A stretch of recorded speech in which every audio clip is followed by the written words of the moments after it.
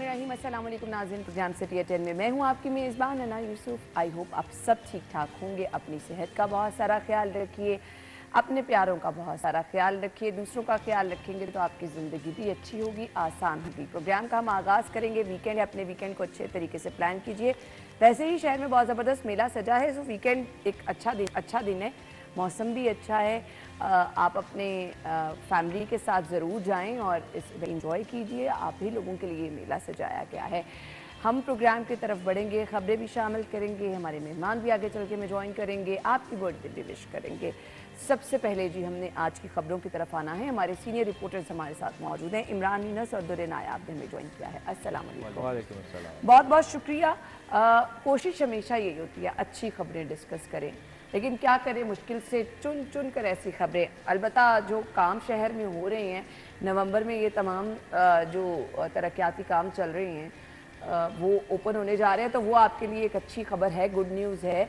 लेकिन हमने आज के प्रोग्राम का आगाज़ करना है क्योंकि एक लंबी लिस्ट इदारा शुमारियात की जानिब से जो महंगाई की शरह में कितना इजाफा हुआ है वो हमारे सामने आई है। हर चीज़ को डॉलर से रिलेट किया जाता है, हर चीज़ को पेट्रोल प्राइस से रिलेट किया जाता है। बावजूद इसके महंगाई जो आवाम चाह रही है वो नहीं हो रहा, और मेरे ख्याल से वो होगा भी नहीं। इमरान, आपसे मैं आगाज़ कर लेती हूँ। अना बहुत शुक्रिया। पहले तो वन लाइनर स्टेटमेंट जो है वो तरक्याती कामों के हवाले से जो है वो मैं ज़रूर ऐड करूँगा। वो ये है कि शहर में जितने भी तरक्याती और तामीराती काम हो रहे हैं, जिस तरह आपने कहा कि नवंबर और दिसंबर में मुकम्मल होने जा रहे हैं, ये नवंबर, दिसंबर और जनवरी तक इंशाल्लाह मुकम्मल जो है वो हो जाएंगे। बाकी एक आधा अच्छी खबर कोई मिलती है, चलें पहले अच्छी भी खबर पहले इसीलिए मैंने कहा कि वो स्टेटमेंट ऐड कर दूँ। और वाकई अब जब हम रोड्स पे निकलते हैं ना, मैं हमेशा जब भी आपसे बात करता हूँ तो मैं यही कहता हूँ कि मुझे सबसे ज़्यादा खुशी जो है ना, चूँकि मैं माज़रत के साथ मैं थोड़ी तेज़ ड्राइव जो है ना वो करता हूँ, क्योंकि हर जगह हमें जो है वो वक्त पर पहुँचना होता है। अच्छा, और थोड़ी तेज करते और पहुँचता हमेशा नेक टू नेक टाइम। ये भी आते वो मैं निकलता ही उतने मार्जिन से ना कि अगर मैंने समनाबाद से निकलना है और कोट लखपत या टाउनशिप पहुंचना है, शिकनी हमने करनी है, क्योंकि हम यहाँ पर बात करते हैं कि आपने अपने साथ साथ अब अच्छे ड्राइवर होंगे आप, लेकिन कुछ ड्राइवर ऐसे भी होते हैं जिन्होंने नहीं सीखी। अगर वो आपसे इंप्रेस होकर वही कुछ रोड पे करने नहीं, एक्चुअली मैं बात कर रहा हूँ कि रोड जो है हमारी, नो डाउट, मैं यकीन जाने मैं शुरू से लाइन और लेन की पाबंदी जो है ना, मैं बड़ा सख्ती से उस पर अमल दरामद जो है ना वो करता हूँ। क्योंकि ज़माने तालिब इल्मी में ऑब्वियसली मैंने खुद ऐसे कई हादसा जो हैं वो फेस किए हुए हैं कि जिनमें वो वाली आप अपने शशके बताने लगे, तब आप कैसे नो डाउट ऐसे हादसा जो है वो मैंने फेस किया जिनमें मेरी गलती तो नहीं थी, लेकिन फिर भी मेरी नेक का टूटना, मेरा शोल्डर का टूटना, मेरी टांग का टूटना, ये उन लोगों की गलती की वजह से था जो लाइन और लेन की पाबंदी नहीं करते। और इस वजह से मैं शुरू से जो है वो लाइन और लेन की पाबंदी करता हूँ। मैं समझा इमरान तब कह रहे हैं कि ज़माना जाहिलियत की बात कर रहे हैं, जब इमरान ना सर पे बैंडना बांधता था और वन व्हीलिंग कर रहा होता था।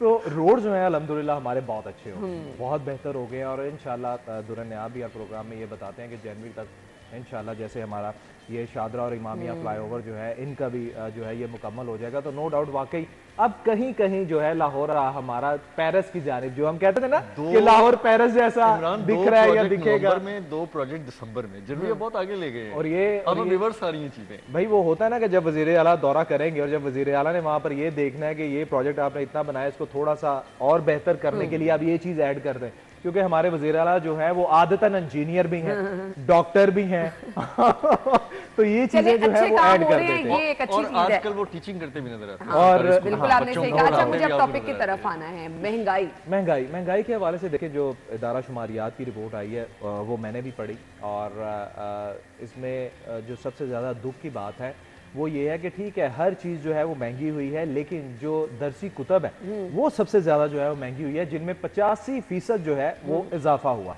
और आप खुद देख लें फिर ऑब्वियसली वो हमारे यहाँ पर तालीम की तो सूरत हाल जो है वो आप देखते हैं कि आप खुद दरवाजे बंद कर रहे हैं। जी बिल्कुल, पिछले कई दिनों से वज़ीर आला जो है वो स्कूलों में भी, स्पेशली स्कूलों में वो विजिट कर रहे हैं। सरकारी स्कूलों की जो हालत है वो सबके सामने है कि वज़ीर आला खुद जो है वो नाराजगी का इज़हार कर रहे हैं कि वहाँ पर लोग प्राइवेट स्कूलों का रुख करते हैं। ये हालत देख के कौन जाएगा? No doubt. और प्राइवेट स्कूलों की आप यकीन जाने कि वहाँ पर जो पहली और दूसरी क्लास का कोर्स है वो भी 25-25 हज़ार से कम तो है ही नहीं। ऐसे ही फीसें भी उनकी 25-26 हज़ार है, और जो उनका कोर्स वर्क है वो भी 25 से 26 हज़ार का है। तो फिर महंगाई जो है वो क्यों ना ऊपर जाए। और एक और हम बात ये करते हैं कि लास्ट वीक जो है वो जो हमने डिस्कशन की थी कि पेट्रोलिंग मसनूआत में जो है वो कमी वाक़या हुई है, लेकिन उसके दूररस नताइज जो है वो हमें नज़र नहीं आ रहे। उसके नताइज कब नज़र आएंगे? जब यही इदारा शुमारियात जो है वो रिपोर्ट पेश करेगा और ये कहेगा कि जी ठीक है, चूँकि पेट्रोल और बाकी सब चीज़ों में कमी वाक़या हुई थी, उसके तनाजुर में बाकी चीज़ें जो हैं वो सस्ती हुई हैं, लेकिन ये चीज़ हमें देखने में सामने नहीं आती। और ये तमाम तर जिम्मेदारी जो है ऑब्वियसली हुकूमत वक्त के साथ साथ जो इदारे हैं जिसमें ज़िले इंतज़ामिया और बाकी इंडस्ट्री डिपार्टमेंट है और बाकी जो इदारे हैं उन पर यह जिम्मेदारी आयद होती है कि वो अपनी कारकर्दगी जो है वो दिखाएं। बिल्कुल ऐसे ही है दुर नायाब। हम यहाँ पर एक माफिया का वर्ड यूज़ करते हैं, उसके आगे सभी घुटने टेक देते हैं। हम कहते हैं जी यहाँ पर कुछ बेहतर नहीं हो सकता, जिनका काम है उन्होंने करना नहीं, हम माफिया के हाथों लुटने पे मजबूर हैं। किधर जाए अब? अच्छा देखें, कुछ दिन पहले प्राइम मिनिस्टर जब आए हैं लाहौर में, अनवर काकर साहब, उनसे कैटेगोरिकली सवाल किया, मैं भी उस प्रेस कॉन्फ्रेंस में मौजूद था। उन्होंने कहा जी कि आप सहाफ़ी सिर्फ और तरह के सवाल मुझसे कर रहे हैं, आप ये कैलकुलेशन क्यों नहीं करते कि चीज़ें इतनी सस्ती हो गई। हमने कहा जी कि हम मानते हैं कि डॉलर इम्पैक्ट आया, पेट्रोल का इम्पैक्ट आया, लेकिन चीज़ें सस्ती नहीं हुई। मार्केट में उसका एडवर्स इम्पैक्ट है और इतने बुरे हालात हैं कि लोग अब धड़ल्ले के साथ बदतमीजी करके कह देते हैं कि जी चीज़ इतने में ही मिलनी है, लेनी है तो ले, वरना हमारे पास नहीं है। बिल्कुल ठीक है जी, मतलब कि इस तरह बरमला झूठ बोलते हैं कि चीनी ये पड़ी है, इतने में मिलेगी, अगर नहीं आपको ये चाहिए ना, आपको जो सरकारी रेट समझते हैं, तो फिर हमारे पास नहीं है जी, आप कहीं और से ऐसे ही। तो कहाँ जाएगा बंदा? उतना ही पैसा पे फ्यूल पे लगा के रिक्शा लेके कहीं और जाके सामान खरीदेगा, बात तो वहीं आ जाएगी। आप डोर स्टेप पे, आप करियाने की दुकान पे, अपनी मार्केट तक पे चीज़ें फराम करने में क्यों नाकाम दिखाई दे रहे हैं? डिप्टी कमिश्नर, असिस्टेंट कमिश्नर्स क्यों परफॉर्म नहीं कर पा रहे? आपके 68, 69 के करीब स्पेशल मजिस्ट्रेट्स हैं प्राइस कंट्रोल, वो कहाँ पर हैं? उनकी परफॉर्मेंस क्यों सिफर दिखाई दे रही है? आपका डॉलर रेट और पेट्रोल का जो डिक्लाइन आया, उसका फ़ायदा लोगों को क्यों नहीं मिल पा रहा? वज़ीर आला इजलास पे इजलास किए जा रहे हैं, आपसे मैकेनिज्म पूछ रहे हैं, मैकेनिज्म बना के दे रहे हैं, आप उसको इम्प्लीमेंट करने पे फेल दिखाई दे रहे हैं क्योंकि आपकी विल नहीं है। आपकी विल क्या है जी कि बस जहाँ पे बस दौरे शौरे हो रहे हो, वहाँ पे आप खड़े हो, do busy look busy do nothing वाला काम करें, उसके बाद आप मौके से गायब हो जाएं। आपकी एडमिनिस्ट्रेशन कहाँ पर है? आप काम कहाँ दिखा रहे हैं? भाई वज़ीर आला को काम चाहिए, उनको तो ये नहीं चाहिए ना कि आप हर वक्त सिर्फ एक जगह पे खड़े हैं जहाँ वो जा रहे हैं। अब आपने उनको देखा है कि पिछले कुछ अरसे से उन्होंने अकेले मूव करना शुरू किया है। बिल्कुल ठीक है। अब बहुत अरसे में वो, मैंने बहुत सारे ऐसे विजिट्स उनके देखे हैं जिसमें कोई भी नहीं होता साथ में, वो सबको मना कर देते हैं कि यार आप अपना काम करें, क्योंकि ये एक वतीरा ही बन चुका है कि आपने काम अपना नहीं करना, बस जहाँ पे वज़ीर आला मिल गया आपने शक्ल दिखा के उनको बताना है जी कि सर वो बड़ा अच्छा काम हो रहा है, सर आपने ये टास्क दिया था, हमने कर दिया। टास्क क्या दिया है? टास्क उन्होंने दिया है कि यार महंगाई कम करके लोगों को डोर स्टेप पे उनके सारे आप रिलीफ दें। ठीक है, टास्क में आप लोगों से पूछें कि उनको कितना रिलीफ मिला, बेचारे लोग रुल रहे हैं, ज़लील हो रहे हैं, आप सब अच्छा की रिपोर्ट दे रहे हैं, आप उस पर कमी नहीं ला रहे।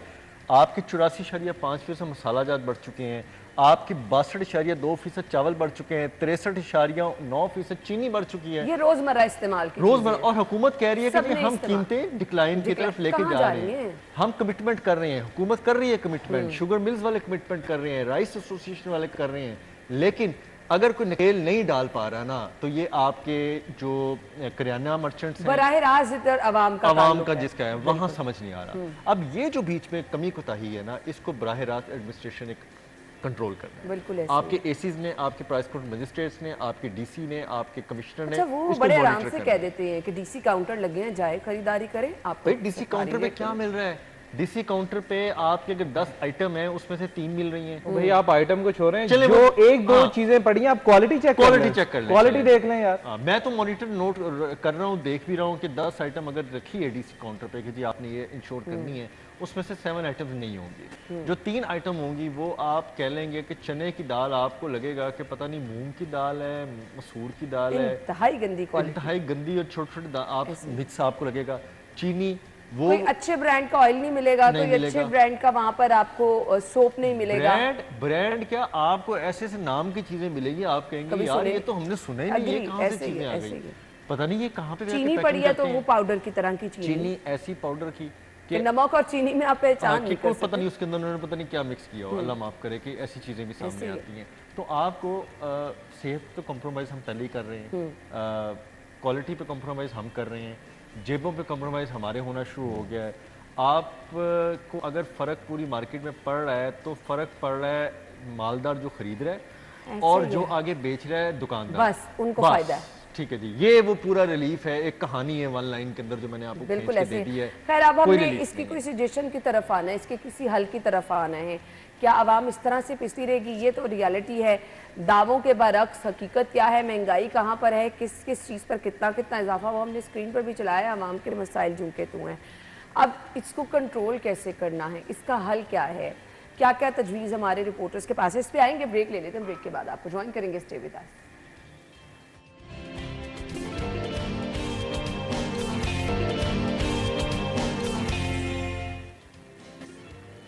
Welcome back once again. गुफ्तगू का सिलसिला आगे बढ़ाएंगे। हल क्या है, क्या कोई जादू की छड़ी आएगी, क्या कोई डंडा आएगा, किस तरह से ये कंट्रोल होगा, आवाम को रिलीफ किस तरह से मिलेगा। रिलीफ की एक ही सूरत है कि एक्चुअली जो रेट कम हो रहे हैं उन तक आवाम तक पहुँचे भी चीज़ें। जी देखिए, बिल्कुल है ना, जो आप बात कर रही हैं ना कि कोई जादू की छड़ी आएगी या कोई सख्त एक्शन जो है वो लेना होंगे, ये कोई मुश्किल अमल नहीं है। मैं एक मिसाल देता हूँ कि एक वक्त था कुछ साल कबल जब आटे का बहरान था, गंदम बहुत महंगी हो गई थी और आटा जो है वो बहुत महंगा आवाम को मिल रहा था। यूटिलिटी स्टोर पर तो आटा मौजूद ही नहीं था।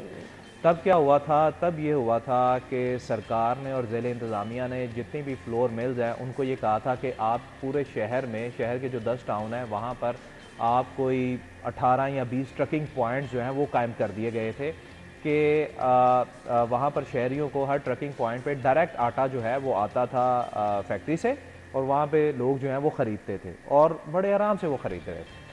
अब जो महंगाई बढ़ने की एक वजह जो है ना वो ये भी होती है, जो खुद साख्ता महंगाई जो है ना वो कर दी जाती है दुकानदार की जानिब से, मार्केटों की जानिब से। देखें, रिटेल प्राइस तो कुछ और होती है, लेकिन मिडल मैन ने भी अपना हिस्सा जो है वो रखना होता है और उसके बाद दुकानदार ने भी अपना हिस्सा जो है वो रखना होता है और फिर उस दुकान से सामान लेकर जिसने आगे देना होता है वो भी अपना हिस्सा कुछ ना कुछ ज़रूर रखता है। बात इस तरह है कि हमेशा जो शहरी इदारे हैं या ज़िला इंतज़ामिया है वो अपनी रेट लिस्ट निकालती है, लेकिन उस पर अमल दरामद नहीं होता। जब ज़िला इंतज़ामिया ने उस पर अमल दरामद करवाना होता है वो करवाते हैं, जिसकी वाज़ेह मिसाल मैंने आपको ये दे दी कि आटा जो है वो सस्ता मिलना शुरू हो गया।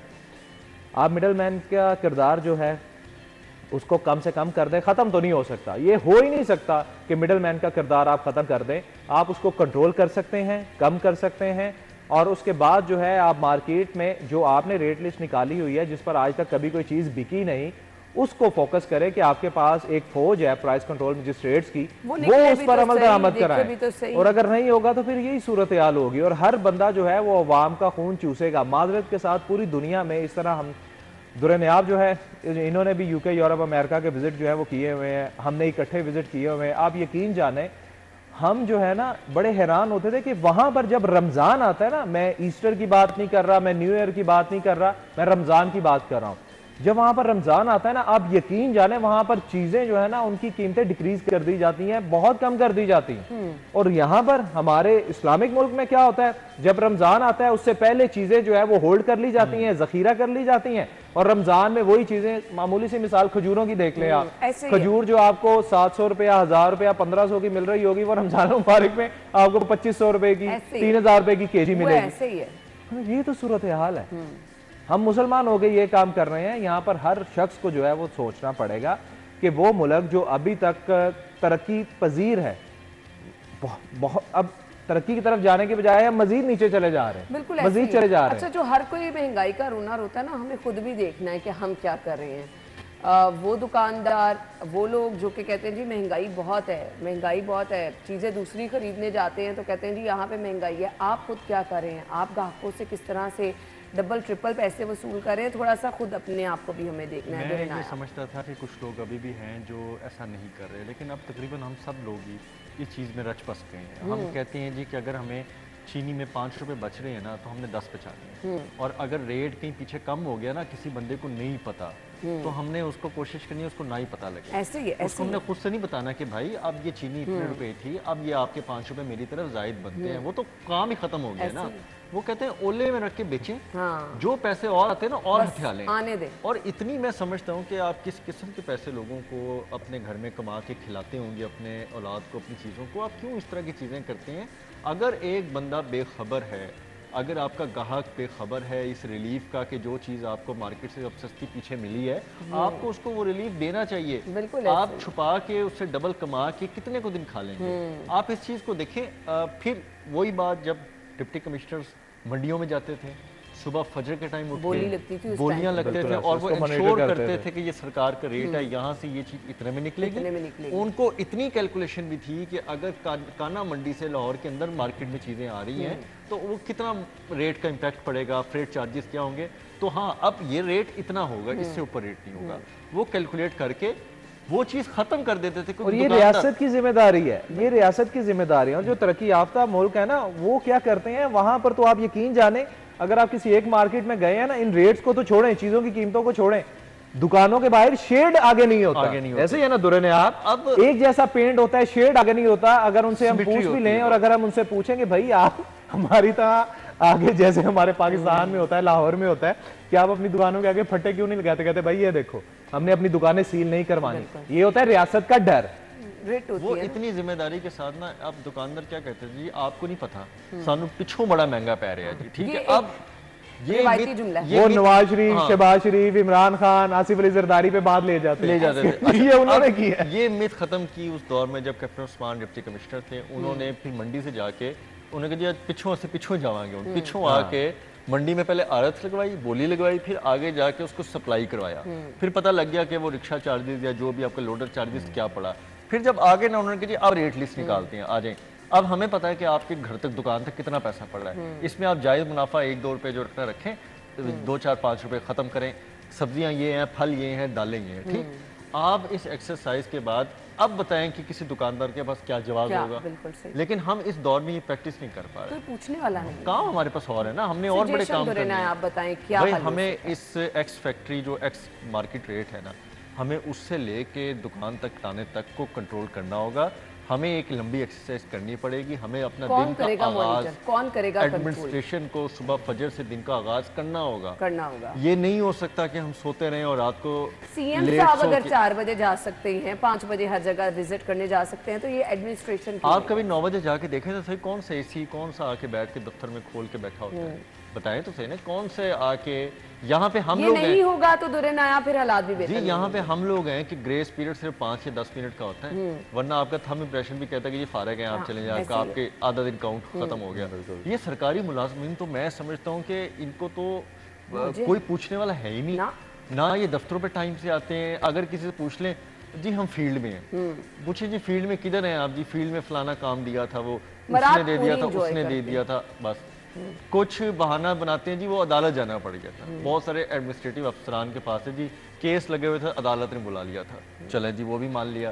कितने दिन, रोज एक बहाना, फील्ड अदालत। और दफ्तरों में जो लोग साइल बैठे हैं उनका कौन पुरसाने वाला है? 100 काम है आपके पास। अच्छा, आप अपने फजर के दिन से जब आगाज करते हैं, जो इमरान बात कर रहा था, यूरोप और यूके में सुबह फजर के टाइम, बेशक वो फजर नहीं करते ना, उनका मजहब इस्लाम से कोई ताल्लुक होता है, लेकिन उनका दिन का आगाज फजर के वक्त होता है और मगरिब से पहले उनका दिन खत्म हो जाता है। वो हर चीज क्लोज कर देते हैं। वो कहते हैं जी क्लोज। आप दुकान पे चले भी जाएंगे, वो कहेंगे हमारा क्लोज हो चुका है, हम वाइंड अप कर रहे हैं, हम आपको कोई चीज सेल नहीं कर सकते, ये रूल है। अच्छा, उसके बाद वो सुबह 5 से शाम 4 बजे तक सुकून से काम करते हैं। उसके बाद वो शाम को अपना फैमिली टाइम, घर में खाना खाते हैं और टाइम से सो जाते हैं। हम लोग अल्लाह के फजल से 3 बजे तक जो है ना, वो उल्टे सीधे कामों में पड़े रहते हैं। सही बात है। कहीं बाहर दोस्तों से खाने चले गए, फिर शाम को चाय की 2 घंटे की बैठक हो गई, फिर घर आए तो मोबाइल देखते रहे, हर वक्त कोई सोशल मीडिया और ऐप्स यूज़ करते रहे। उसके बाद आंख लग गई तो ठीक है, फिर सुबह तो फिर उठे, फिर सुबह दफ्तर में अपने इमीडिएट बॉस को मैसेज कर कि सर वो सॉरी रात को थोड़ी तबीयत खराब हो गई थी, मैं थोड़ा सा लेट आऊँगा। वो थोड़ा सा लेट जो है ना, वो 3 घंटे लेट होता है और वो आवाम पे भारी हो जाता है। तो हमें उस फार्मूले पे जाना होगा। ये बड़ी सीरियस सजेशन है, इसके अलावा कोई ऑप्शन नहीं है।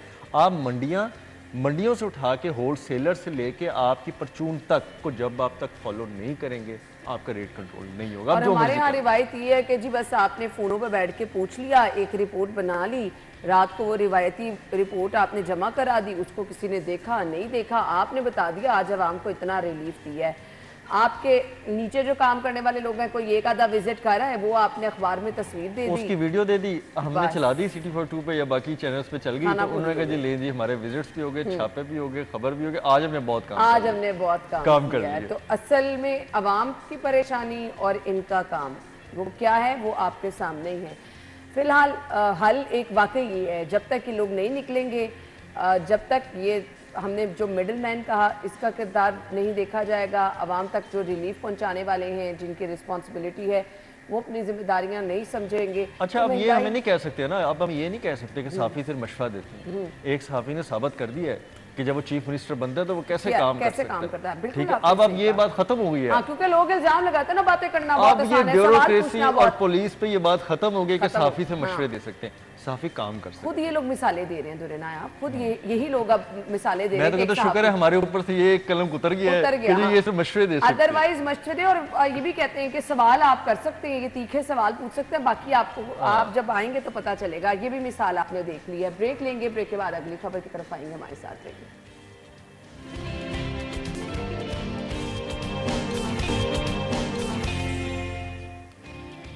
Welcome back once again. खबर हमारे पास क्या है, पंजाब की 27 सरकारी यूनिवर्सिटीज़ हैं जहां पर वाइस चांसलर का ओहदा खाली है। वाइस चांसलर का रोल क्या होता है, पहले ये बात कर लेते हैं। और सरकारी यूनिवर्सिटियों में वाइस चांसलर ना होना, जहाँ पर एक बहुत बड़ी तादाद में स्टूडेंट्स होते हैं, क्या होता है वाइस चांसलर का रोल? देखें जी, वाइस चांसलर का रोल यही होता है कि जब घर में घर का सरबराह नहीं होगा तो फिर घर का क्या हाल होगा वो सबके सामने है कि आप का बजट जो है वो नहीं बन पाएगा, आपने घर में डिसीजन क्या लेने हैं, बच्चों की तरबियत कैसे करनी है, घर में कौन आ रहा है कौन जा रहा है, लॉ एंड ऑर्डर की सिचुएशन कैसी, बाकी सारे मामला जो हैं वो होते हैं। सो वाइस चांसलर का काम जो है वो यही होता है। और उसके बाद अब ये है कि जब वाइस चांसलर ना हो तो कवानीन के मुताबिक जो प्रो वाइस चांसलर है उसको वो ओहदा जो है वो एडिशनल चार्ज जो है वो मिल जाता है। और जहाँ पर प्रो वाइस चांसलर ना हो तो वहाँ पर जो सीनियर प्रोफेसर होता है उसको ओहदा जो है वो दे दिया जाता है। और पंजाब की 27 यूनिवर्सिटीज़ हैं जिनमें वाइस चांसलर जो है वो नहीं है। और आप यकीन जानें, ये सिर्फ ये नहीं कि निगरान सेटअप की वजह से नहीं है, पिछले 2 साल से पंजाब यूनिवर्सिटी जो कि शोभाजात के एतबार से मुल्क की सबसे बड़ी यूनिवर्सिटी 2 साल से है ना, उसमें मुस्तकिल वाइस चांसलर ही नहीं। पंजाब यूनिवर्सिटी। और अगर मैं आपको सिर्फ लाहौर की यूनिवर्सिटियां गिनाना शुरू करूं तो आप हैरान हो जाएंगी।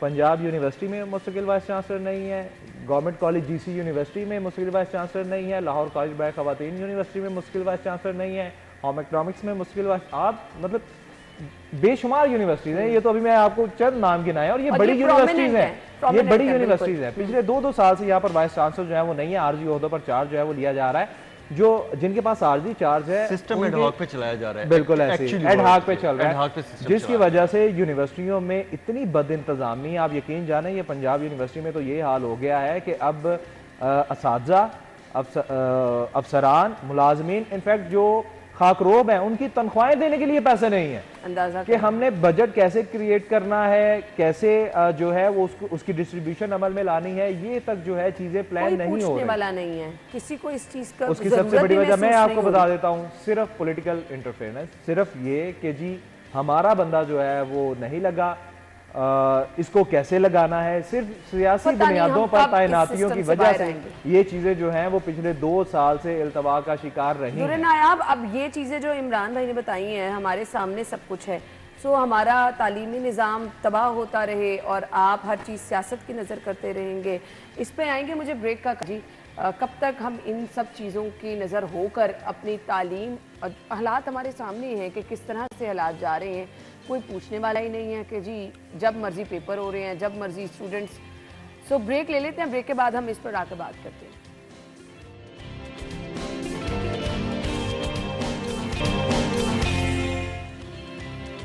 Welcome back once again. हम गुफ्तगू का सिलसिला आगे बढ़ाएंगे। वाइस चांसलर का रोल क्या है, कौन कौन सी यूनिवर्सिटियाँ हैं जो कि वाइस चांसलर से महरूम हैं, मामलात वहाँ कैसे चल रहे हैं, वो तो रोशनी डाल दी। अब वाइस चांसलर नहीं रहेगा तो फिर आपकी दरसगाह का मयार क्या रहेगा, मुझे ये बता दें, वहाँ पर पूछने वाला कौन होगा? कुछ सिस्टम जो है ना आपके हैं ना, और आप उसको एडहॉक पे नहीं चला सकते, यानी कि उसको आर्जी बुनियादों पर, वक्ती अरेंजमेंट्स पे नहीं चलाया तो हम तो यहाँ सब कुछ ही आर्जी बुनियादों पे चलाने ये अनफॉर्चुनेट बात है। आप हेल्थ और एजुकेशन को आप एडहॉकिज्म का शिकार नहीं रख सकते।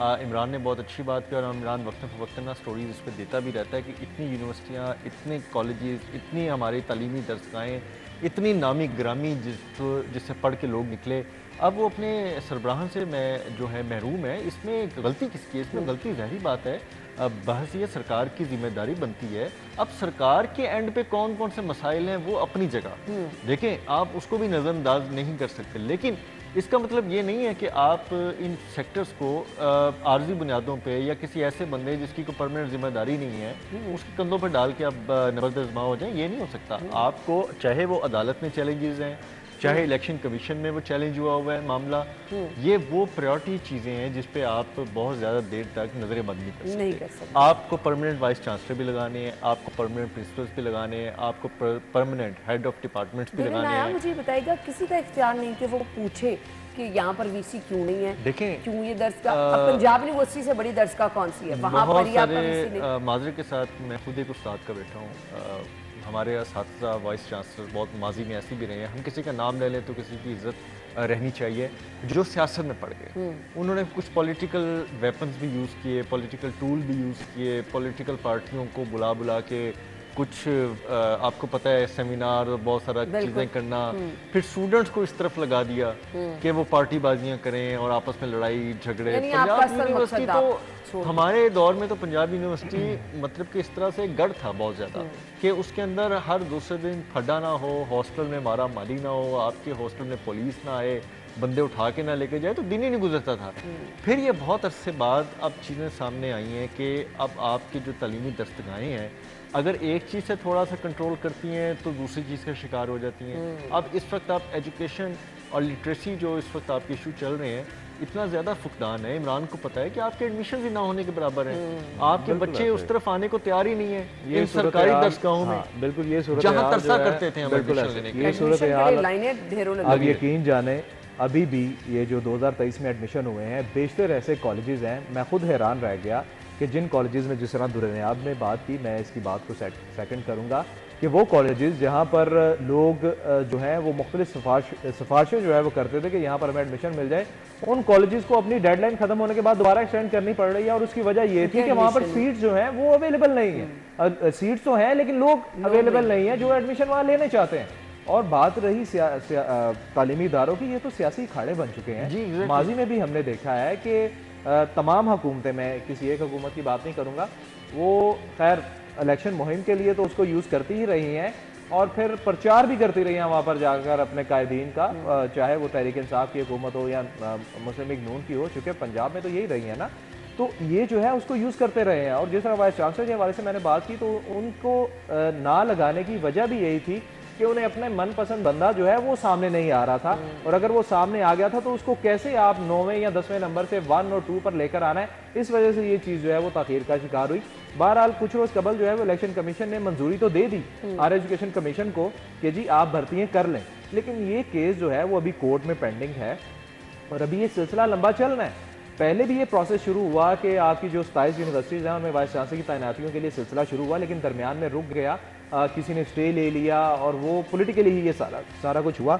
और वो जो है वहीं पर रुक गया। अब जो हायर एजुकेशन है वो खुद शशोपंज में है कि हमने अब करना क्या है कि वो प्रोसेस जो एक बार शुरू हुआ था इंटरव्यूज दरमियान में रुक गए, क्या हम उसी प्रोसेस को आगे लेकर चलेंगे या फिर नए सिरे से प्रोसेस शुरू होगा। तो ये अभी भी जिस तरह हमने कहा कि 2 साल से तो पंजाब यूनिवर्सिटी में वाइस चांसलर मौजूद ही नहीं है, अभी ये सिलसिला और लंबा चल रहा है। लेकिन इमरान ये बताएं कि क्या प्राइवेट यूनिवर्सिटियों में इतनी बड़ी बड़ी प्राइवेट यूनिवर्सिटी है पाकिस्तान, पॉसिबल ही नहीं है, आपने कभी इस तरह के मसाइल देखे? हो ही नहीं सकता वहाँ पर, क्योंकि मैं नहीं चाहता कि इमरान साहब वाइस चांसलर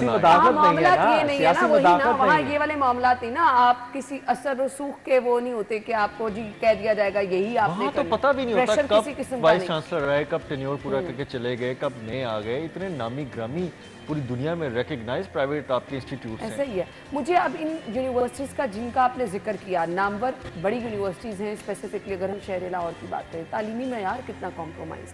देखिए बहुत ज़्यादा आप यकीन जाने, वैसे तो यूनिवर्सिटीज़ जो है ना अपनी रैंकिंग जारी करती रहती हैं कि जी हम इस मजमून में इस नंबर पे आ गए, इंटरनेशनल रैंकिंग में हमने इस मजमून में इस रैंकिंग पर आ गए, लेकिन हकीकत क्या है वो सबके सामने है। मयार इनका वाकई नीचे गया, वटेवर वो पंजाब यूनिवर्सिटी है, UET है, लाहौर कॉलेज बाय ख़वातीन यूनिवर्सिटी है, होम इकनॉमिक्स यूनिवर्सिटी है। देखें मैंने जिस तरह पहले बात की कि जब यूनिवर्सिटियों जब घर में कोई सरबराह नहीं होगा तो डिसीजन किसने लेने हैं, फिर उसमें बड़े मसाइल पैदा होते हैं।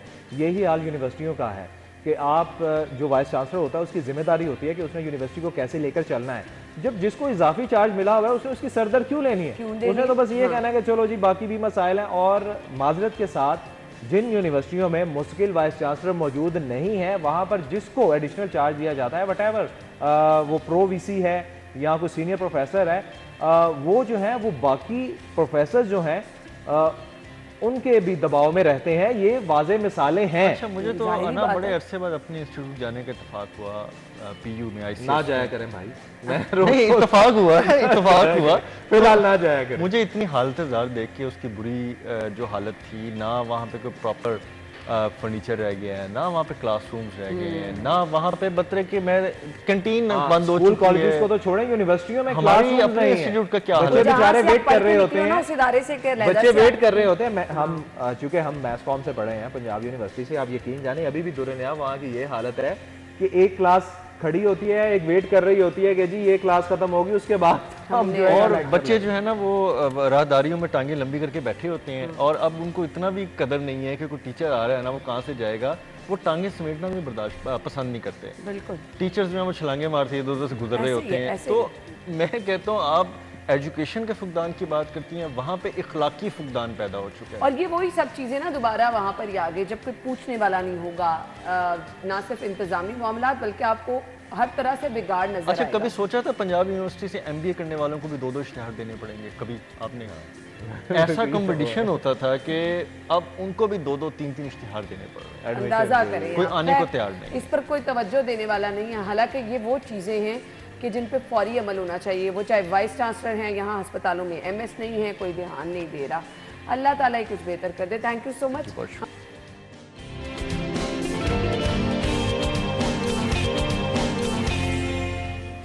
स्टूडियो में आपको एक बार फिर से खुश आमदीद कहेंगे। नाज़िन, ख़वातीन की तालीम कितनी ज़रूरी है? आई डोंट थिंक सो कि इस पर डिस्कशन करने की ज़रूरत है। बहुत अहम पहलू है।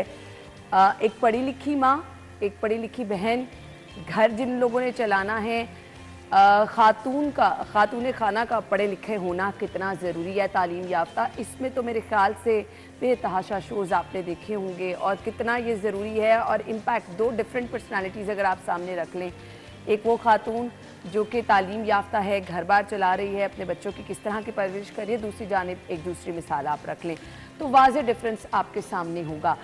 हम तालीम की ज़रूर बात करते हैं, तालीम याफ्ता होने की ज़रूर बात करते हैं। हम ये बात नहीं करते कि हमने वो तालीम जो कि किसी मकसद के तहत हासिल की जाए जिसका आगे चल के कोई फ़ायदा हो, जिसे हम स्किल बेस्ड एजुकेशन कहते हैं।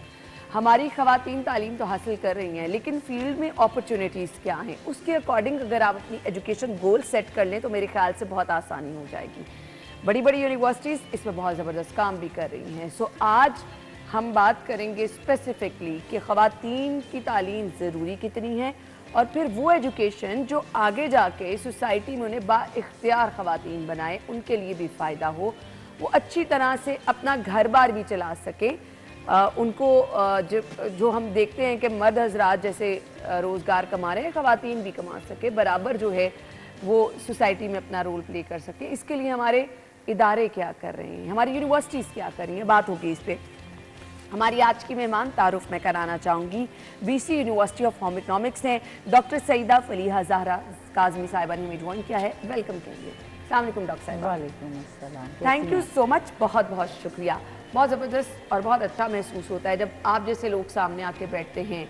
जब हम ख़वातीन के बाइख्तियार होने की बात करते हैं तो ऐसे में ही हमारे सामने जब आप जैसे मेहमान मौजूद होते हैं तो यकीन माने बहुत प्राउड फील होता है। बीइंग अ वुमेन हम इस चीज़ को बहुत इंजॉय करते हैं कि इतनी इतनी बड़ी सीटों पर इतनी बड़ी जिम्मेदारियाँ माशाल्लाह से हमारी ख़वातीन निभा रही हैं।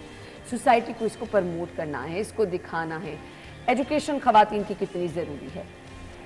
देखिए, हम एक ऐसे माशरे से ताल्लुक़ रखते हैं कि जिसका ताल्लुक़ एक ऐसे मज़हब से है जिसके जब उस मज़हब का बाकायदा इजहार किया रसूल खुदा सल्लल्लाहु अलैहि वसल्लम ने, तो उनकी तालीमात में एक अहम चीज़ ये थी कि इल्म हासिल करो चाहे तुम्हें चीन भी जाना पड़े। और जब उन्होंने ये बात कही तो उन्होंने ये नहीं कहा कि मर्द जाएंगे या ख़वातीन जाएंगी, उन्होंने इल्म की बात की, तालीम की बात की। तो हम तो उस मज़हब से ताल्लुक़ रखते हैं कि जिसने हर शख्स को तालीम का हक़ दिया है। और फिर आज का दौर उसमें ये साबित हो गया है कि एक पढ़ी लिखी खातून ही एक बेहतरीन माशरे को तश्कील दे सकती है। और हमारे यहाँ आप ये देखिए कि हमारे माशरे में इसी वजह से बेहतरी रोज़ ब रोज़ आ रही है। रोज़ ब रोज़ हम देख रहे हैं कि ख़वातीन अपने अमली मैदान में नज़र आती हैं और बड़ी प्रोग्रेसिव नज़र आती हैं, क्योंकि हमने अपनी ख़वातीन को इजाज़त दे दी, उन्हें आज़ादी दी है तालीम की और तरबियत की भी। तो इस वजह से मैं महसूस करती हूँ कि अब हमारे माशरे में पहले की निस्बत बहुत पॉजिटिव चेंज भी है, बहुत हम बेहतरी की तरफ भी जा रहे हैं। और सॉरी, मैं आप अपना सवाल ज़रा एक दफ़ा दोहराइए। हमारा मकसद भी ये था, मैंने पूछा था कि ख़वातीन की एजुकेशन कितनी ज़रूरी है, लेकिन जी बिल्कुल जी उसमें ये है कि देखिए, मैंने जैसे अर्ज़ की कि तालीम इतनी ही ज़रूरी है कि ख़ुद रसूल खुदा सल्लल्लाहु अलैहि वसल्लम ने अपनी बुनियादी तालीमात में फरमा दिया कि आपको तालीम हासिल करना है। और तालीम हमने जब दी अपनी ख़वातीन को, तो आप आज से 75 साल पुरानी ख़वातीन और इस माशरे को देखिए, इस माशरे को देखिए, ख़वातीन तो शायद उस वक्त भी बहुत हमारी प्रोग्रेसिव थी, बहुत पॉजिटिव थी। और मैं अपनी नानी को देखती थी या मैंने अपनी वालदा को देखा, तो वो ख़वातीन माशाल्लाह बड़ी पॉजिटिव भी थी, प्रोग्रेसिव भी थी, लेकिन तालीम के इतने मौक़े नहीं थे। अब जब मिले हैं तो आप देखिए कि दुनिया की कोई ऐसी जगह नहीं है जहाँ पाकिस्तानी ख़वातीन, या शायद मैं अगर यूँ कहूँ कि शायद बाज़ औक़ात मर्दों से ज़्यादा पाकिस्तान की नुमाइंदगी कर रही हैं, तो कुछ गलत नहीं होगा। और बहुत पॉजिटिव इमेज, बहुत पॉजिटिव इमेज हमारा जा रहा है। बल्कि हमें कुछ महाज़ों पे लड़ना पड़ा अपनी आइडेंटिटी के पाकिस्तानियों के हवाले से। जब कुछ मखसूस बात की गई तो उस वक्त भी वही तालीम याफ्ता ख़वातीन हमें नज़र आती हैं, जबकि जब वो दुनिया में जाती हैं तो लोगों का बिल्कुल रवैया ही तब्दील हो जाता है पाकिस्तान और पाकिस्तानी ख़वातीन के हवाले। बिल्कुल आपने सही कहा। सो ये मिसाल तो हम कायम कर रही हैं। अब डॉक्टर साहिबा, हमने आना है इस तरफ कि हमारी ख़वातीन एजुकेशन माशाल्लाह हासिल कर रही हैं, लेकिन अब हमने वो वाली तालीम की तरफ आना है, वो किताबों वाली और रट्टाबाजी वाली। आप यहाँ से स्टूडेंट्स पास आउट होकर निकल गए फील्ड में, उन्हें जॉब ढूंढने में हमने उस तालीम को प्रमोट करना है कि खुद ब खुद जॉब अपॉर्चुनिटीज़ चल के आपके पास आएँ। होम इकनॉमिक्स यूनिवर्सिटी जो है वो किस तरह से अपना किरदार अदा कर रही है? आपके सब्जेक्ट कौन कौन से हैं, कैसे ऑफ़र कर रही हैं, कैसे आप स्टूडेंट्स को रेडी कर रही हैं कि वो बाहर जाएँ तो उनके पास जॉब अपॉर्चुनिटीज़ भी मौजूद? जी देखिए, ये इदारा जब कॉलेज की सूरत में था तब भी 1955 में जब ये इदारा बना, और मैं कहना चाहूँगी कि बेगम राना लियाकत अली ख़ान ने इस हवाले से बहुत नुमाया किरदार अदा किया था।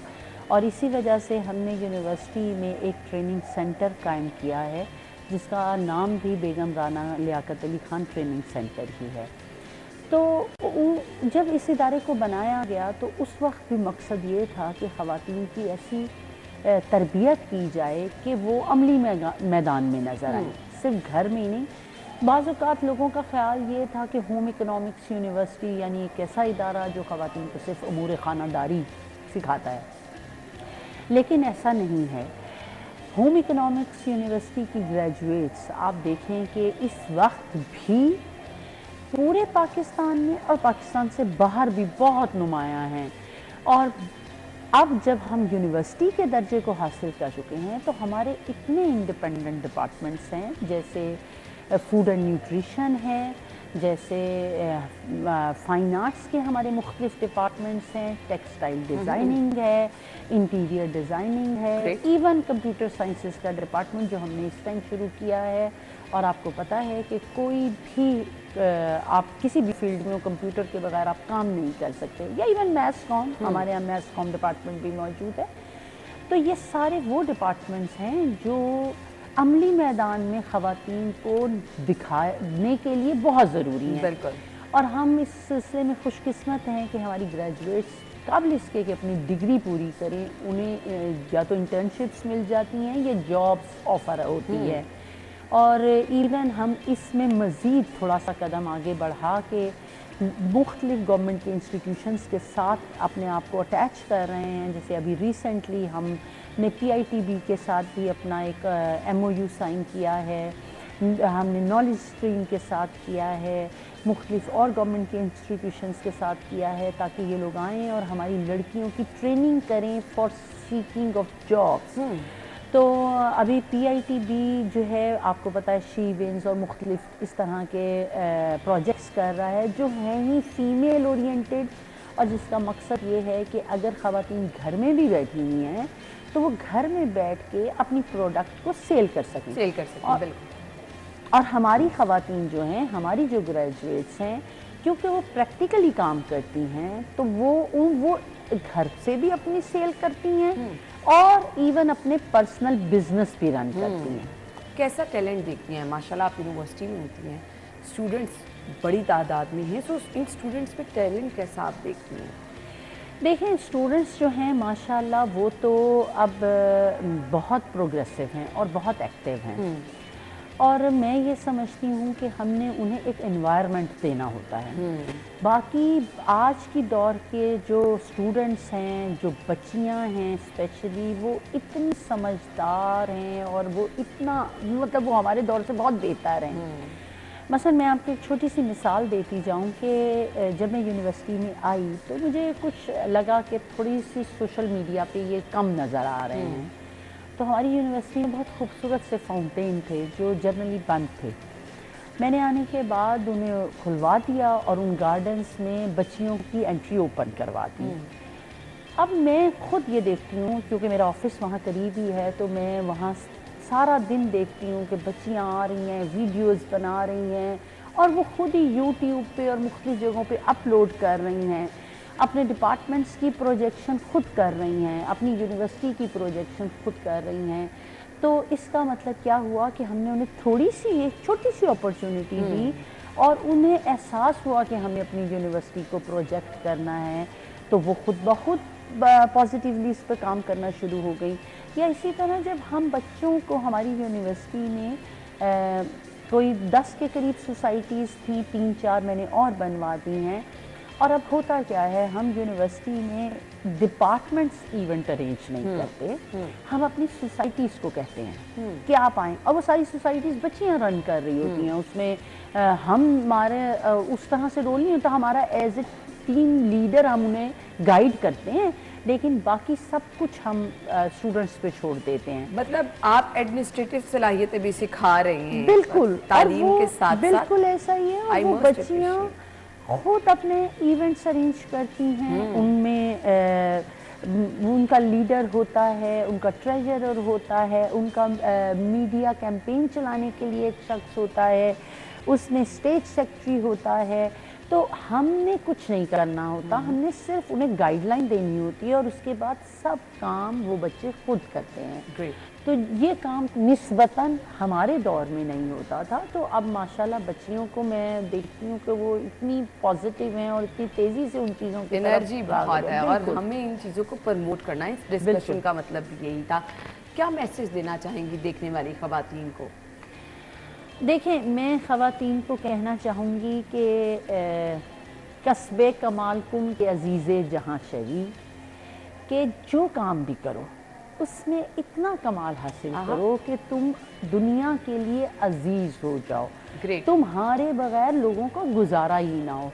अगर आप घर में हैं तो आपका घर इतना उम्दा होना चाहिए कि वो जब इंसान घर वापस आए, चाहे वो बेटी है चाहे माँ है, तो उसे सुकून हो।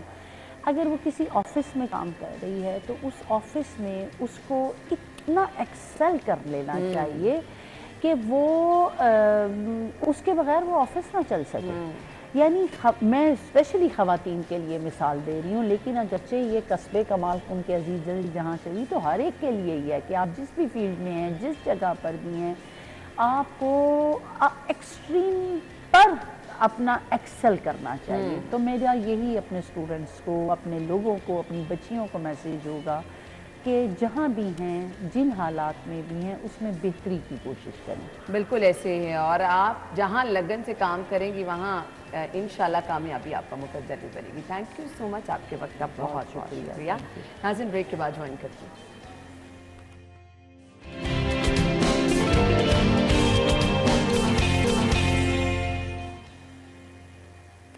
Welcome back once again. Programme में हमने अभी कुछ बात की थी ख़वातीन की तालीम पर, एजुकेशन पर, वो एजुकेशन जो कि ख़वातीन को बाइख्तियार बनाए। हम आपको उन लोगों से मिलवाते रहते हैं जो कि कुछ ना कुछ करके अपने लिए बहुत ही ज़बरदस्त एक पॉइंट ढूंढ लेते हैं, मेहनत करते हैं, लगन के साथ किसी मकाम पर होते हैं और अपनी पहचान आप बनाने के लिए मेहनत करते हैं। हमारी आज की मेहमान भी कुछ इस तरह से ही हैं। मेरे ख्याल से बहुत सारे लोगों के लिए वो मिसाल भी है, इंस्पिरेशन भी होंगी, जो उन्होंने छोटी सी उम्र में कर दिखाया। इसकी वजह से इन लोगों को आपसे मिलवाने का मकसद क्या होता है कि आप भी मोटिवेट हों, आप भी कुछ करें, क्योंकि अल्लाह ताला ने हर बंदे में कुछ ना कुछ सलाहियत रखी है जो कि उसको स्पेशल बना देती है। आपने सिर्फ अपने लिए वक्त निकालना है और मेहनत और लगन से काम करना है। हमारी आज की मेहमान, जिन्होंने बहुत ज़बरदस्त कारनामा सर अंजाम दिया 13 साल की उम्र में, उन्होंने किताब लिख डाली। अब बड़े बड़े राइटर्स हम देखते हैं एक एज में जाके वो बुक्स लिखते हैं, लिखने पढ़ने का शौक़ तो होता है, लेकिन ये किताब लिखना मेरे ख्याल से वाकई एक बहुत बड़ा काम है। सो हमारी आज की मेहमान ने 13 साल की उम्र में ये काम कैसे कर लिया।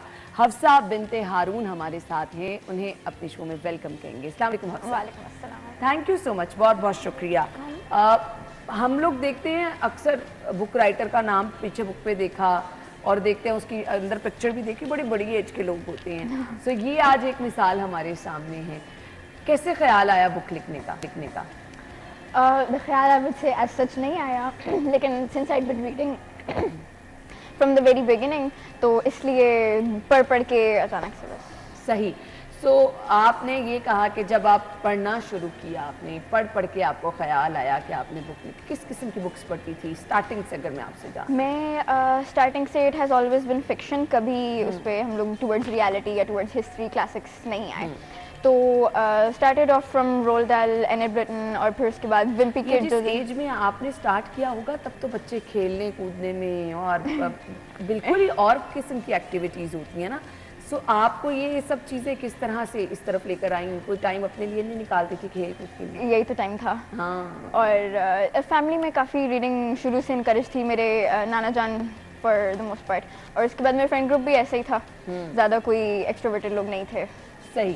सो टॉपिक कैसे डिसाइड किया कि इस टॉपिक पे लिखनी है? बुक आपकी बेसिकली है किस टॉपिक पे? It's about science fiction, telepathy, telekinesis.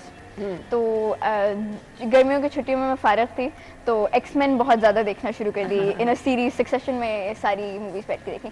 तो वहाँ से there is this character Charles Xavier, उन्होंने ही वाज अ टेलीपैथ, तो उससे इंस्पिरेशन लेके आई जस्ट स्टार्टेड राइटिंग। सही। सो उसको किस तरह बुक के फॉर्म में लेके आए, कितना टाइम लगा? और क्योंकि हम कहते हैं ना कुछ पढ़ा कुछ लिख लिया, वो एक अलग बात होती है। एक पूरी बुक लिखना कितना टाइम लगा, किस तरह उसमें गैप आके लिखा, किस तरह से सब कुछ किया? मैं एज आई मेंशन गर्मियों की छुट्टियां थी, तो मैं बिल्कुल फारिग थी। All I did was read and watch movies. तो टाइम बहुत ज़्यादा था, 3 महीने की छुट्टियां थी, उसी में अल्हम्दुलिल्लाह कंप्लीट 3 महीने में आपने कंप्लीट की? हाँ जी, जहाँ तक मुझे याद है 3 महीने में हो गई थी। फिर उसको बुक की फॉर्म में, मतलब लोग कहते हैं ना, अच्छा मुझे एक स्पेसिफिक टाइम चाहिए, इर्द गिर्द कोई ना हो। अगर आप स्टूडेंट्स कहते हैं पढ़ाई तो मुमकिन ही नहीं हो सकती आप ऐसे कर सकें, माइंड फ्रेश होना चाहिए। सो अपनी स्टोरी आप बताएं, किस तरह लिखती थी, किस तरह सोचती थी? क्या बिल्कुल दुनिया से कट के घर में अकेली बैठ के, क्या आपकी प्रैक्टिस थी? नहीं, ऐसा बिल्कुल भी नहीं था। I don't relate with any of that. तो मैं कहीं भी बात करते करते, हम लोग स्कूल में अक्सर फारिग होते थे, टीचर के ज़माने का वेट कर रहे थे, दरम्यान में वहाँ पे लिख लिया, ब्रेक में लिख लिया, इसी तरह बस। Why science fiction? क्योंकि I like science fiction a lot. मेरा it's always been my favourite subject to read. यानी पढ़ती भी यही रही हैं। हाँ, सही। पढ़ना कितना ज़रूरी है? वो लोग जो कि कुछ बनना चाहते हैं, कुछ लिखना चाहते हैं, पढ़ना उसके लिए कितना ज़रूरी है? मेरे हिसाब में तो it would be the most integral first step है। हाँ, फर्स्ट स्टेप, यस। सही। इंस्पिरेशन कौन था? टीचर्स, आपकी फैमिली में कौन किससे इंस्पायर थी कि कहा कि कुछ लिखना है? टीचर्स फैमिली दोनों अल्हम्दुलिल्लाह दे वर ऑल वेरी इनकरेजिंग और बहुत सपोर्टिव रहे। और इंस्पिरेशन तो एज सच मेरा ख्याल में उस तरह नहीं थी। राइटर्स कुछ that I look up to like Dan Brown और डैन ब्राउन वगैरह, एल एम मोंटगोमरी की तरह के लोग इस तरह। सही। अच्छा, अब मुझे ये बताएं, स्टूडेंट्स जो कि चाहते हैं कि इस फील्ड की तरफ आएँ और वो ये चाहते हैं कि अच्छा जी अगर बुक लिख भी लेंगे तो क्या फ़ायदा होगा, आपने बुक लिख के क्या हासिल किया, मुझे ये बताएं। क्योंकि हम पढ़ते हैं, लिखते हैं और फिर वो चीज़ें रख देते हैं एक साइड पे। सो मुझे बताएं आपने सीखा क्या इसके बाद? पढ़ के लिख के रख तो मैंने भी दी थी साइड पे, तो वो अचानक से ख्याल आया फैमिली में कि शी हैज़ रिटन समथिंग। तो it was not my intention to get it published क्योंकि I did not think that would be possible. तो सीखा मैंने, I think it would be कि जो उस टाइम पे हो रहा है ना, जो हो रहा है उस टाइम पे लिखने का दिल कर रहा है, नहीं कर रहा, लिखो। उस टाइम पे जो हो रहा है जाने दो, होने दो। आपको सेल्फ सेटिस्फेक्शन, अपने ऊपर खुद एतमादी किस तरह से फील हुई इतना बड़ा कारनामा सर अंजाम दे के? मैं समझती हूँ, देखें हमारे पास बहुत बहुत बड़े नाम मौजूद होते हैं, लेकिन कभी ये स्टेप उठाना, कुछ लिखना, अपने नाम से उसको रिलेट करना, मंसूब करना कि फ़लाँ बंदी ने ये बुक लिखी है और इतनी छोटी एज में, बड़ा कॉन्फिडेंस सा फील होता होगा, खुद अच्छा फील होता होगा कि मैंने। अच्छा तो अल्हम्दुलिल्लाह बहुत ज़्यादा फील हुआ। और confidence I would say that would B because of my family, क्योंकि उनकी कांस्टेंट सपोर्ट की वजह से कभी रोका नहीं, कभी मना नहीं किया, किताबें लेके साथ बल्कि गए। किसी को दिखाई अपनी फ्रेंड सर्कल में, बहुत कैसा फीडबैक आया? बहुत ज़्यादा इंकरेजिंग फीडबैक था अल्हम्दुलिल्लाह। काफ़ी सारों ने तारीफ़ भी बहुत की, उसके बाद ऑनलाइन भी सारों ने बहुत ज़्यादा कमेंटिंग की, आगे लोगों को भी बताया, तो अल्हम्दुलिल्लाह it was a good. Teachers का कैसा फीडबैक रहा? टीचर्स सरप्राइज थी काफ़ी, नेचुरली बहुत ज़्यादा सरप्राइज थी। उसके बाद दे वर प्राउड ऑफ इट ऑब्वियसली, तो उन्होंने भी काफ़ी जो है ना बाकी क्लासेस में जाके बताना और ये और वो, उन्होंने भी काफ़ी। घर का माहौल मुझे बताएं कितना डिपेंड करता है, अगर आप कुछ ऐसा करना चाह रहे हैं, पेरेंट्स का सपोर्टिव होना, घर में इन्वायरमेंट सपोर्टिव होना कितना मैटर करता है? इन्वायरमेंट हमारी ना हमेशा से it was more towards reading, तो डिवाइसेस वगैरह, टीवी, अल्हम्दुलिल्लाह सारा कुछ चल रहा था उस टाइम पे काफ़ी ज़्यादा, लेकिन always reading was taken parallel with everything else. तो इसलिए मेरे ख्याल में दैट्स रियली इंपॉर्टेंट। और इसके बाद जो सपोर्ट है, I don't think I would have done this without this. क्या आप सजेस्ट करना चाहेंगी, क्योंकि हम आगे हैं सोशल मीडिया की तरफ, हम आगे गैजेट्स की तरफ, वो जो बुक का एक रोल होता है ना स्टूडेंट्स उसको इतना अब क्योंकि हर चीज़ आपने ऑनलाइन, कुछ भी पढ़ाई करनी है ऑनलाइन, बुक का रोल कितना ज़रूरी है? बुक का रोल ज़रूरी मेरा नहीं ख्याल इतना है, लेकिन कुछ लोगों को उसकी इम्पोर्टेंस का ऑलरेडी आइडिया होगा। It is a thing to be cherished आज के एज में मेरा ख्याल में। और लेकिन डिवाइसेस पे भी बुक्स वगैरह अवेलेबल हैं, तो you get the same thing, बस फीलिंग ज़रा सी डिफरेंट। फीलिंग है, बिल्कुल आपने सही कहा। फ्यूचर प्लान्स क्या हैं? Future plans, professional plans towards writing तो अभी फ़िलहाल नहीं है, वो इंशाल्लाह भी बुक्स का और लिखनी इंशाल्लाह है। One is in the pipeline currently, उसकी बस एडिटिंग चल रही है इंशाल्लाह सून। उसका वो भी क्या साइंस फिक्शन? नहीं, वो सुपरनैचुरल। हाँ, बड़े आप सिलेक्ट करेंगे टॉपिक। लेकिन आई मस्ट से हमें इन चीज़ों को अप्रिशिएट करना चाहिए। इतना ज़बरदस्त हमारे पास टैलेंट मौजूद है, तो उसको हम क्यों ना आगे लेकर आएँ, क्यों ना दिखाएं, क्योंकि ये मेहनत जो स्टूडेंट्स कर रहे हैं, इन्होंने आगे चल के हमारे मुल्क की भागदौड़ संभालनी है और हमें वाकई ही ऐसे ही बच्चों की ज़रूरत है। थैंक यू सो मच, बहुत बहुत शुक्रिया आपके वक्त के लिए। Good luck. नाज़िन, ब्रेक के बाद हम आपको ज्वाइन करते हैं।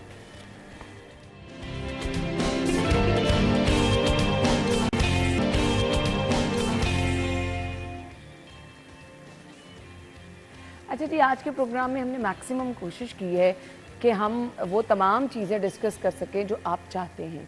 हमने सेगमेंट्स तो हमारे होते ही हैं, वो आपको बता देते हैं कि आपने वीकेंड पे किस तरह से अपना वीकेंड स्पेंड करना है, लेकिन एजुकेशन पे बात करना भी बहुत ज़रूरी था। सो ये चीज़ें, सब चीज़ें हमने कवर करने की कोशिश की है। अब हम सेगमेंट्स का सिलसिला आगे बढ़ाएंगे और मुझे पता है कि आप इस चीज़ का भी इंतज़ार कर रहे होते हैं कि आपके लिए कोई टिप जो है वो हो।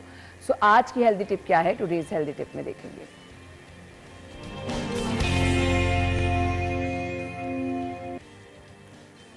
हमें जुहेब ज्वाइन कर रहे हैं। जी Zuheb, over to you. Guys, this is Zohaib Bukhari. I'm internationally certified fitness trainer और आज का हमारा जो टॉपिक है वो है कि जो लोग अक्सर हमें कहते हैं कि यार विंटर्स में सुबह उठते हैं बेड से तो जिस्म पूरा दर्द हो रहा होता है, हिलने का दिल नहीं कर रहा होता, बड़ा स्टिफनेस फील हो रही होती है। और स्टिफनेस को कैसे दूर किया जाए, बेड के ऊपर बैठे बैठे लेटे लेटे, उसकी कुछ आपको ड्रिल्स बताऊंगा, कुछ एक्सरसाइज बताऊंगा, उसको आपने फॉलो करना है। ठीक है, हमारे साथ रहिएगा। ओके, फर्स्ट स्ट्रेट बैठेंगे, उठ के बैठे या बेड से, जस्ट मूव करेंगे। लोअर बैक का स्ट्रेच है ये, right to left and left to right.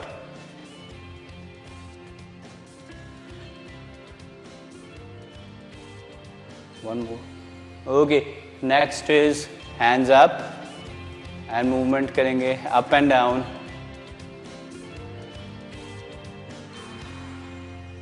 Next one is shoulder rotation.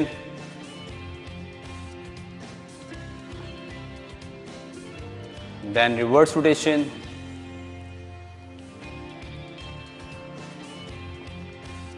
Shoulder stretch करेंगे, बॉडी को अपनी खोलेंगे, मसल को रिलैक्स करेंगे।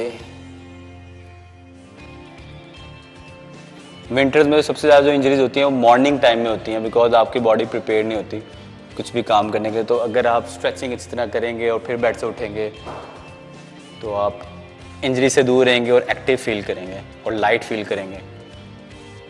बाइसेप्स चेंज करेंगे। जब हम स्ट्रेच खाली नॉर्मल करते हैं एक्सरसाइज के बाद, उसमें हम होल्ड करते हैं 5 to 10 सेकेंड्स का, लेकिन इसमें हम ज़्यादा देर होल्ड नहीं करेंगे, जस्ट मूवमेंट देंगे। असल में इसका मकसद है मोबिलाइज करना मसल्स को और जॉइंट्स को। Upward now for triceps.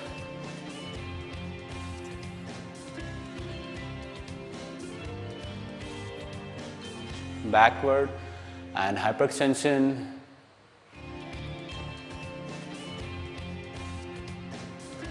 Forward,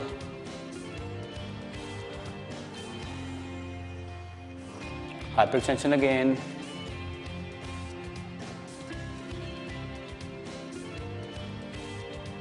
forward again. Cross करेंगे लेग्स को, हक करेंगे, अपने चेस्ट के साथ को लगाएंगे एंड टर्न बैक। फिर हक करेंगे इसको and then turn back again. Change करेंगे साइड को, hug again and turn back again। repeat करेंगे इसको, turn back again। legs को close करेंगे और नीचे की तरफ मूव करेंगे slightly, then up, slightly up, slightly up। उसके बाद बटरफ्लाई मूवमेंट थोड़ी सी करेंगे फॉर 10 सेकेंड्स। 10, 9, 8, 7, 6, 5, 4, 3, 2, 1। उसके बाद नीचे वापस, मैक्सिमम नीचे जाए जितना आप बॉडी अलाउ करती है। This for lower back, up again, again for lower back,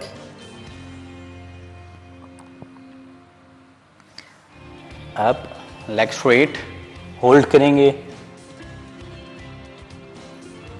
This for your legs, hamstrings and for quadriceps. Hug back again, this for glutes, hips की है, stretch back again. This for lower back. Hug again and back again. Again this for lower back. Hyperextension, chest पे दोबारा से इसको repeat करें सब exercise को। This for a chest. Chest muscle की exercise है ये, stretch है ये, या mobility आप कह सकते हैं जॉइंट्स की वहाँ पे। Okay, again rotation. This is for shoulder joint, shoulder के मसल्स की है एंड शोल्डर जॉइंट्स की है। Okay, upward for your triceps muscle, again other side movement, lateral upside movement. This is again for shoulder interior and medial deltoid का ये।